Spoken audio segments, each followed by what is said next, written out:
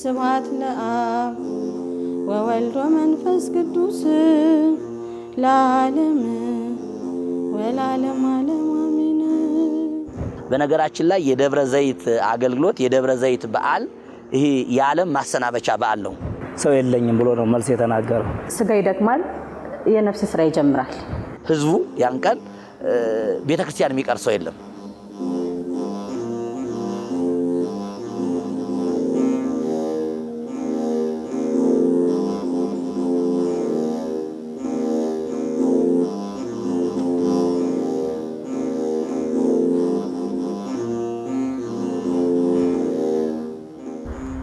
ሀገራችን ኢትዮጵያ የበርካታ ሃይማኖቶች መገኛ ናት። ታዲያ በዚች ሀገር ደግሞ የሚኖሩ የተለያዩ ሃይማኖት ተከታዮች እንደየእምነታቸው ለፈጣሪያቸው በጾም እንዲሁም ደግሞ በምስጋና ስለ ሀገራቸው ያመሰግናሉ፣ ስለ ሀገራቸው ይጸልያሉ። በአሁኑ ሰዓት ደግሞ የኢትዮጵያ ኦርቶዶክስ ተዋሕዶ ቤተክርስቲያን የአብይ ጾም ላይ እንገኛለን። ታዲያ ደግሞ የእምነቱ ተከታዮች በነገው ዕለት የሚያከብሩት የደብረ ዘይት በዓል ወይም ደግሞ እኩለ ጾምን በዓል ምክንያት በማድረግ ሃይማኖታዊ አስተምህሮቱ ምን ይመስላል፣ እንዲሁም ደግሞ በዚህ ዕለት የበገና ዝማሬ ወይም ደግሞ የበገና ድርደራው ምን ይመስላል የሚለውን ከእናንተ ጋር ቆይታ ለማድረግ ዛሬ እዚህ ተገኝተናል ማለት ነው። እሱን ወደ እናንተ የምናደርስ ነው የሚሆነው። በያላችሁበት ሰሞነኛ መሰናዷችን እንድትከታተሉ እንጋብዛለን። መልካም ጊዜ። በገና መዝሙርና አጽዋማት በጣም ሰፊ የሆነ ቁርኝት አላቸው። ምክንያቱም አሁን ከበገና ጥቅም ስንነሳ በገና አገልግሎቱ ለተመስጦ፣ ለጸሎት፣ ለአርምሞ፣ ለጽማዊ፣ ለምስጋና ጭምር ነውና ብዙ ጊዜ ደግሞ በአጽዋማት ወቅት አብዛኞቻችን እንደምናደርገው ስጋችንን የምንቀጣበት ወቅት፣ ከጡልላት ምግቦች ራሳችንን የምንቆጥብበት ወቅት ስለሆነ በዛ ወቅት ደግሞ ስጋ ይደክማል፣ የነፍስ ስራ ይጀምራል። እንደ በቤተክርስቲያን አባቶች ትምህርቱ እንደዛ ነው። ወዳጅ ወዳጄ ወዳጅ ወዳጄ ወዳጅ ያዝናል እንጂ መች አብሮ ይሞታል። እክደክ ብዬ በዚህ ይካተታል፣ በዚህ ይካተታል። እስቲ በስማም ብዬ ሰላምታ ላድርስ ለአብና ለወልድ ለመንፈስ ቅዱስ ለመንፈስ ቅዱስ። የመጀመሪያው ዘወረደ ይባላል። ጌታችን ኢየሱስ ክርስቶስ ከሰማየ ሰማያት የወረደበት ከድንግል ማርያም የተወለደበትን ፍጹም ሰው የሆነበትን የምናከብርበት ዘወረደ ብለን እንጠራለን። ሁለተኛው ቅድስት ይባላል። አምላካችን መድኃኒታችን ኢየሱስ ክርስቶስ በቆሮንቶስ ገዳም ገብቶ 40 መዓልትና 40 ሌሊት የጾመበት የሚጀምርበት ስለሆነ ጾም ቅድስት ቅዱስ ያሬድ ጾም ቅድስት ጾም የተቀደሰች የተለየች የተመረጠች ሰዎቹን የምታከብር የምትቀድስ ናት ብሎ ስለሚዘምር በዚያ ስያሜ ቅድስት ይባላል። ሁለተኛው። ሶስተኛው ምኩራብ ነው ይባላል። ምኩራብ ማለት ጌታችን ኢየሱስ ክርስቶስ ቤቴ የጸሎት ቤት ነው እንጂ የመሸጫ የመለወጫ ቤት አይደለም ብሎ ምሳሌ ሲነግረን ነው ማለት ነው። ደግሞም ላመስግንህ ብዬ ሃሌሉያ አቤቱ አድነኝ ከዓለም ገበያ ከዓለም ገበያ አስረው ደበደቡት መድኃኔዓለምን ሰማይና ምድርን ያስታረቀውን አራተኛው ሳምንት መጻጉዕ ይባላል። የዚህም የመጻጉዕ ሳምንት ጌታችን ኢየሱስ ክርስቶስ እውነተኛ አምላክ ስለሆነ ግን ወደ መጻጉዕ ቀርቦ አንተ ልትድን ትወዳለህን ብሎ ሲጠይቀው እኔ ሰው የለኝም ብሎ ነው መልስ የተናገረው። ስለዚህ ዛሬ በመጠመቂያይቱ ወርደህ ትጠመቃለህ፣ አልጋህን ተሸክመህ ሂድ ብሎ ፈውስን ሰጥቶታል። አምስተኛው ደብረ ዘይት ነው። እኩለ ጾም ነው የሚባለው፣ ደብረ ዘይት ነው የሚባለው። ደብረ ዘይት ማለት የወይራ ዛፍ ያለበት ታላቅ ረጅም ተራራ፣ ብዙ ታሪክ የተሰራበት ተራራ ማለት ስለሆነ በቦታው ነው የተሰየመ። ቅድም አሁን ከተለያየ ቦታ ከሰዎች ጋር የተሰየመ አለ፣ በማምለኪያ ስፍራው የተሰየመ አለ። አሁኑ ደግሞ ደብረ ዘይት በሚባለው ተራራ ላይ ክርስቶስ ተገኝቶ ስላስተማረ በዚያ ቦታ ላይ ደብረ ዘይት ይባላል። እኩለ ጾም ነው። በስሜ መከራ ይደርስባቸዋል ብሎ የተናገረበት በደብረ ዘይት ተራራ ላይ እግዚአብሔር የተገለጠበት ማለት ከአበይት በዓላት ከተሳቱ ቅዱሳን ወይም ከተሳቱ በአበይት በዓላት አንዱና ዋነኛው ደብረ ዘይት ብለን የምናከብረው ታላቁ በዓል ነው የደብረ ዘይት በዓል። ከሌሎቹ አጽዋማት ደግሞ ከሌሎቹ ጊዜያት ከሌሎቹ ሳምንታት የተለየ የሚያደርገው አለ። ወደ በኋላ እንመጣበታለን። ወደፊት ያሉት ቀጥሎ ያለው ገብርኄር የሚባል ነው። በጎ አገልጋዮች፣ ታማኝ አገልጋዮች፣ ትርፋማ አገልጋዮች የሚታሰቡበት ነው። ቀጥሎ ያለው ኒቆዲሞስ ነው። ኒቆዲሞስ ማለት ደግሞ ከክርስቶስ ሄዶ አዲሱን ትምህርት የአዲሱን ኪዳን ትምህርት የተማረ የአዲሱ ምስጢረ ሥላሴ ትምህርት ደግሞ የተገለጸለት ታላቅ ሰው ነው። ቀጥሎ ሆሳዕና የሚባለው ደግሞ ልዩ ስርዓት ራሱን የቻለ ልዩ ስርዓት ያለው ልዩ አቀራረቢያ። ቀጥሎ ሕማማት ነው። ከዚያ በኋላ ፋሲካ ነው ማለት ነው። ተይዞ ታሰረ እንደ ተራ ሽፍታ እውር ስላበራ ሽባ ስለፈታ ልብሱን ተገፈፈ ቆሞ በአደባባይ ታስሮ ተገረፈ አጥንቱም እስኪታይ። መጽሐፍ ቅዱሳዊ መነሻው በሐዲስ ኪዳን የማቴዎስ ወንጌል ምዕራፍ 24 ቁጥር 5 ላይ ስናነብ ወንዘ ይነብር እግዚእነ ውስተ ደብረ ዘይት፣ ጌታችን መድኃኒታችን ኢየሱስ ክርስቶስ በደብረ ዘይት ተራራ ተቀምጦ ሳለ ብሎ በትክክል ያነሳዋል። በብሉይ ኪዳንም ብዙ ታሪክ የተሰራበት ቦታ ነው።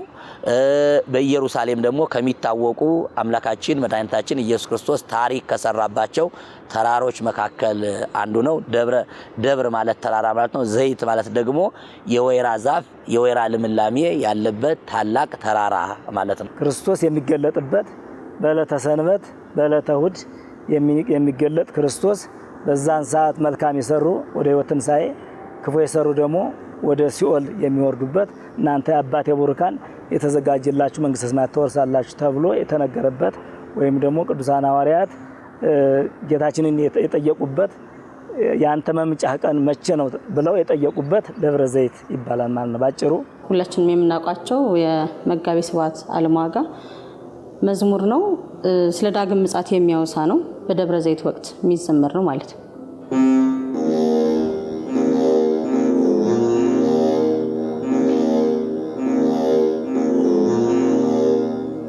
በብሉይ ኪዳን ዳዊት ራሱ ከቤተ መንግስት ወጥቶ ጫማውን አውልቆ ተከናንቦ የጸለየበት ቦታ ነው። ልጁ አቤሴሎም ዳዊትን በፈንቅለ መንግስት አድርጎ ከቤተ መንግስት ሲያባረረው ዳዊት ደብረ ዘይት ተራራ ላይ ወጥቶ ራሱን ተከናንቦ ጫማውን አውልቆ አዘነ፣ አለቀሰ። በሌላ አነጋገር ጸለየ ማለት ነው። ልጄን አስታግስልኝ፣ ወደ ቤተ መንግስቴ መልስልኝ ብሎ የጸለየበት በመጽሐፍ ቅዱስ ላይ ተደጋግሞ የተጠቀሰ ታላቅ ተራራ ነው። ዛሬ ግን ኢየሱስ ክርስቶስ የተቀመጠበት ታላቅ ተራራ ደብረ ዘይት ይባላል።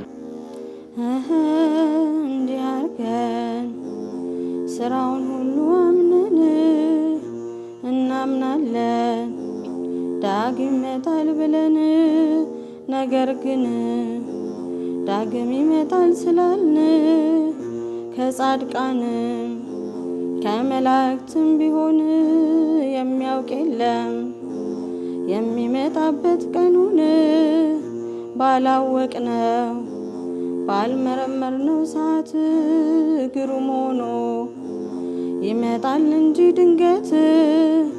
መጀመሪያ የአዋጅ ነጋሪ ሲመታ ከያለበት ይሰበሰባል ባንድ አፍታ። አጥንታችን ትቢያ የሆነው አፈር ጅብ የበላው የተበተነው ከዱር የራስ ጠጉር የእግር ጥፍራችን ሳይቀር ተሳስቶ ያንዱ ወደ አንዱ ሳይዞር በየራሱ ይሰበሰባል ሁሉም ይመታል። የአዋጅ ነጋሪት ዳግም ነፍስ የሌለው በድን ይሆናል ፍጹም በሶስተኛው።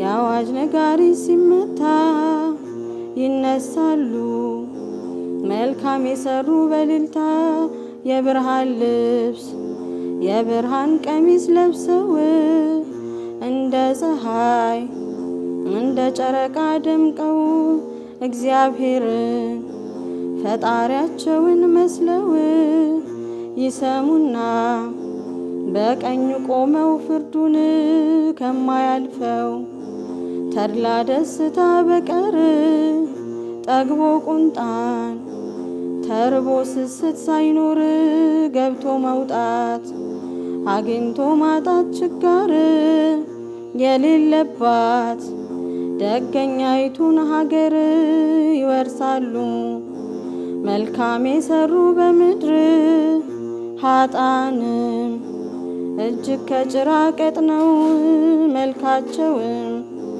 እጅግ ከቁራ ጠቁረው ከላይ ከታች የጨለማ ልብስ ለብሰው ዲያብሎስን አለቃቸውን መስለው ይሰሙና በግራ በኩል ቆመው በመንቀጥቀጥ የሚፈርደውን ሰምተው ከለቅሶና ጥርስ ማፋጨት በቀር ተድላ ደስታ የሌለባትን ሀገር ይወርሳሉ። ክፉ የሰሩ በምድር እንዲህ አርገው መጻሕፍት ሁሉ እንዳሉ በየስራው ይከፈለዋል ሁሉ። ስብሐት ለአብ ወወልድ ወመንፈስ ቅዱስ ለዓለም ወለዓለመ ዓለም አሜን። እንግዲህ ክርስቶስ በዚህ ምድር ላይ ራሱን የሚያስጠጋበት ቦታ የለውም ተብሏል። ወልደ እጓለ እመሕያው ክርስቶስ ራሱን የሚያስጠጋበት ጎጆ የለውም ተብሏል። ግን በደብረ ዘይት ዋሻ ተራራ ግን ማደሪያው እንደነበረ ይናገራል። ስለዚህ ደብረ ዘይት ማለት የወይራ ዛፍ ያለበት ልምላሜ ያለበት ተራራ ማለት ነው። ደብረ ዘይት እንግዲህ ጌታችን መድኃኒታችን ኢየሱስ ክርስቶስ ዳግም የሚመጣበት ዕለት ነው ተብሎ ነው የሚታሰበው።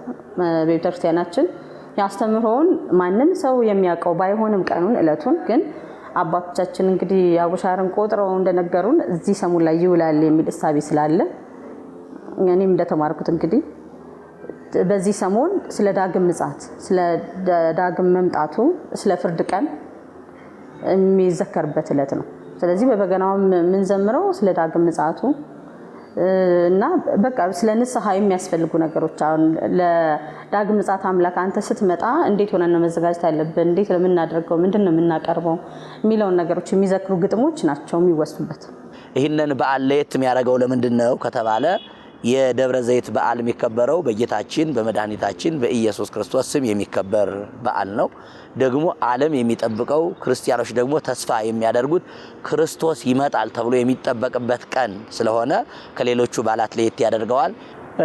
እንግዲህ ካህናቱ ነጭ በነጭ በሊቃውንት ቤተክርስቲያን ካባ፣ ሻሽ፣ ጥንግ ድርብ ሊለብሱ ይችላሉ።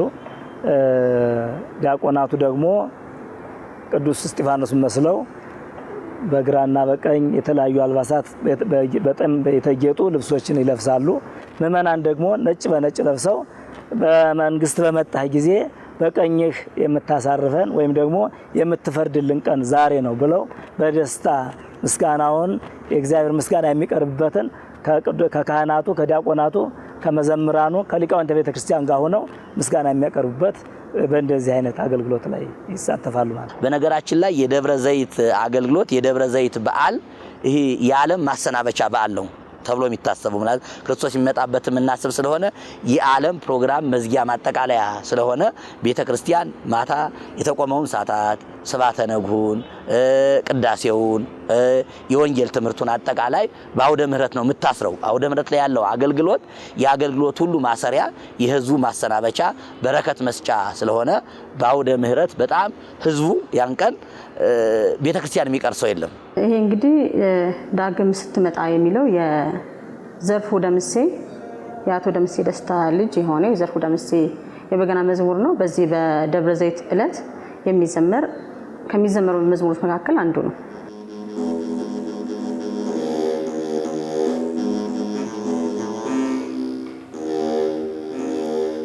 በረከቱ ይድረሰንና ቅዱስ ያሬድ ለኢትዮጵያ ኦርቶዶክስ ተዋሕዶ ቤተክርስቲያን የሰጠው ዜማ በተለይ ትልቅ ነገር ስለሆነ ባህላችን የሚያደምቅልን የሚያከብርልን አንዱ የቅዱስ ያሬድ ዜማ ስለሆነ ይሁሉ አብዛኛው በቅዱስ ያሬድ ጣዕመ ዜማ በተለይ ደግሞ የዜማ ስልት ያላቸው የዜማ ጸጋ ያላቸው ድምጽ ያላቸው ሰዎች ሲሉ ደግሞ በተለይ በጣም ይሰማል ማለት ነው።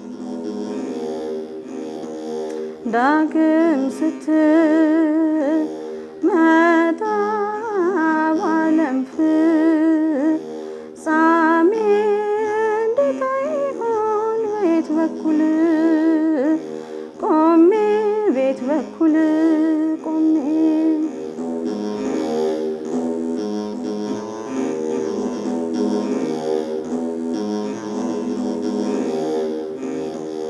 ለነፍሴ ሳሰንቅ አንዳች በጎ ነገር እንዴት ወርሳለሁ የመንግስቱን ሀገር የመንግስቱን ሀገር። እግዚእነ ውስተ ደብረ ዘይት የሚል ታላቅ ዜማ ቅዱስ ያሬድ የደረሰው ዜማ አለ። እሱንም ሊቃውንተ ቤተ ክርስቲያን ይሄን መዝሙር ይባላል በሚገባ በደንብ አድርገው በጣዕመ ዜማ ቅዱስ ያሬድ ከቅዱሳን መላእክት ጋር የሰማውን ወይም ደግሞ የተገለጠለትን ወይም ደግሞ ጉሮሮውን ከሙያ ጋር በመንፈስ ቅዱስ የተገለጠለትን አባቶቻችን በሚገባ አድርገው ያዜሙታል። የዜማዎቹ ይዘት አጠቃላይ የመጀመሪያው መዝሙሩ ወንዘ የነብር እግዚእነ ውስተ ደብረ ዘይት ቀርቡ ሀቤሁ አርዳይሁ።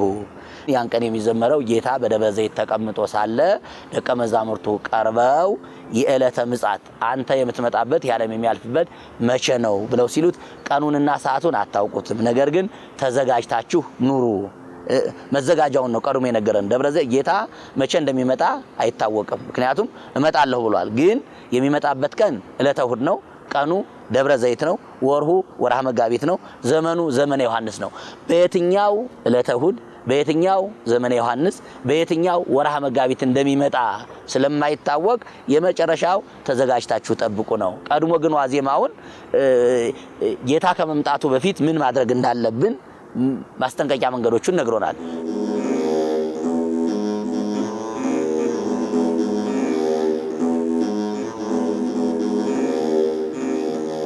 ሳልል በላ ላይ ተራራንተ ከደን በልሳን ቆም በምጽአት ቀን ከዘጠኙ አበይት በዓላት መካከል ታላቁና አንጋፋው በዓላችን ደብረ ዘይት እንደመሆኑ መጠን ካህናት አባቶቻችን ልጆቻቸውን ወደ ንስሐ ሕይወት አቅርበው በንስሐ ሕይወት ተመላልሰው በሚገባ መጽሐፍ ቅዱስን አስተምረው በምክረ ካህን በፈቃደ ካህን ምእመናን ልጆቻቸውን አስተምረው ልጆቻቸው ምእመናን ቃሉን በመስማት የእግዚአብሔር በንስሐ ሕይወት ተመላልሰው በሰጊድ በአስተብርኮ በጾም በጸሎት ተወስነው ዋናውና ታላቁ የደብረ ዘይትን በዓል ነጭ በነጭ ብቻ ለብሶ በዓሉን ብቻ ማክበር ሳይሆን ምእመናን ቅዱስ ሥጋውን ክቡር ደሙን የሚቀበሉበት እኛ አንተ በሰጠን አባቶቻችን በካህናት አማካኝነት ቅዱስ ሥጋህን ክቡር ደሙን ተቀብለናል። ስለዚህ የቀይ ቁመትን እንድታደለን እያሉ በቤተ መቅደስ ጸልየው ቅዱስ ሥጋውን ክቡር ደሙን የሚቀበሉበት ዕለትና ታላቅ በዓል ነው። ለትንሣኤ ለክብር ለመንግስትህ በለው ለትንሣኤ ለክብር ለመንግስትህ በለው ለመንግስትህ በለው። ወደ ነፍስ አባታቸው ልብስ እየያዙ መሄዱ አሉ። የመምህራን እሳቸውም ወይም የነፍስ አባቶቻቸውን መስቀል እየገዙ ካባ ጋቢ እየገዙ የሚያለብሱበት ቀን ነው። በአንድ አካባቢ መጀመሪያ ልጆች ሄደው አባታቸውን ይጠይቃሉ። ስጦታቸውን አባታችን ወንጌል አስተምረናል፣ ለሥጋው ደግሞ አብቅተናል፣ ከኃጢአት ለይተናል፣ ጥሩ ሰዎች እንድንሆን አድርገሃል፣ በጸሎትህ አግዘህናል ብለው አባታቸውን የሚጠይቁበት የሚያበረታቱበት ቀን የአባትና የልጅ የአብሮነት ቀን ነው። ላንተ የማቀርበው ካጣው በጎ ነገር ከፍቶ የሚያስገባ የመንግስትህን በር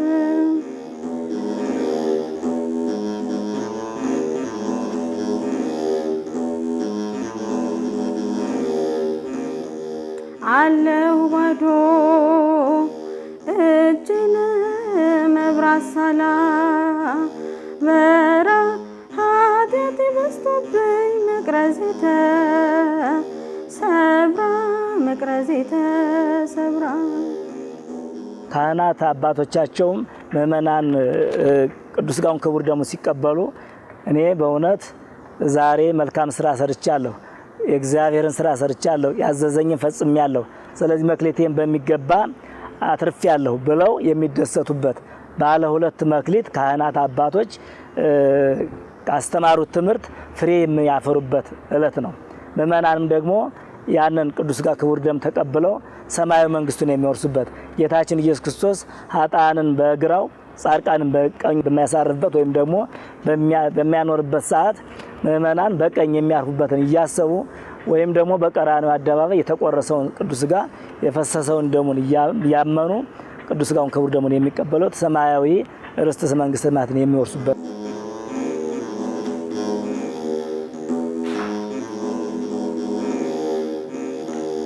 አይኖች በፍቅር እንዲያዩኝ በምሕረት ልትክል በደጅ ከድነሰ ገነት ክርስቶስ የሚመጣበት ሰዓት አይታወቅም፣ ነገር ግን ተዘጋጅታችሁ ኑሩ ተብለናልና በንስሐ በፍቅር በአንድነት በበጎነት አገር በማልማት አጠቃላይ ለሰው ልጆች የሚጠቅሙ ነገሮችን በመስራት ሆነን እግዚአብሔርን እንድንጠብቅ የመጨረሻው ማሳሰቢያ ነው። እግዚአብሔር ከመምጣቱ በፊት ቀድሞ መላከ ሞት ሊመጣ ስለሚችል በፍቅር በተሰጠን ስልጣን በተሰጠን ሀብት መልካም ነገሮችን ሁሉ ለሀገር ገጽታ ግንባታ የሚሆኑትን ለሃይማኖት ለሰው ዘር ሁሉ የሚጠቅሙ ነገሮችን በመስራት እግዚአብሔርን እንድንጠብቅ በሃይማኖት በበጎ ስራ በመልካም ነገር በተሰጠን ስራ አምላካችን እግዚአብሔር ያጽናን፣ መጨረሻችን ያሳምርልን። ኃያላን ሲፈቱ ሲሰበር ቀስታቸው ትምክህታቸው ሲቀር ሲጠፋ ስማቸው ትምክህታቸው ሲቀር ሲጠፋ ስማቸው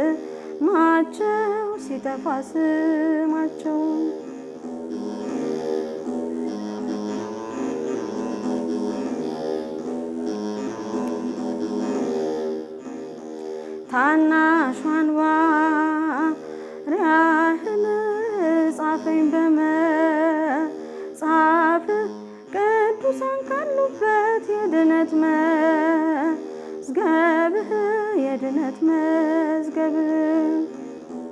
የደብረ ዘይት በዓልን በማስመልከት ወደ እናንተ ያደረስንላችሁ የዛሬው ሰሞንኛ መሰናዷችን ይህን ይመስል ነበር። ተመልካቾቻችን እንግዲህ በዓሉን በማስመልከት የበገና አደራደሩ ምን ይመስላል እንዲሁም ደግሞ ሃይማኖታዊ አስተምሮቱ ምን ይመስላል የሚለውን ወደ እናንተ አሻገረን ፕሮግራማችን የተመለከታችሁት ይመስል ነበር። ቀሪ የቅዳሜን ከኛ ጋር ፕሮግራሞች የሚቀጥሉ ነው የሚሆነው። ሳምንት ግን በሌላ ሰሞንኛ መሰናዶ እንገናኛለን። እስከ ሳምንት ቸር ቆዩ። ዳግም ስትመጣ ባለም ፍጻሜ እንዴት ይሆን ቤት በኩል ቆሜ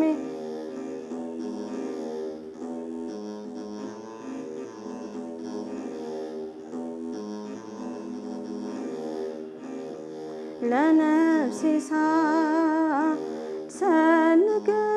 አንዳች በጎ ነገር እንዴት ወርሳለሁ የመንግስቱን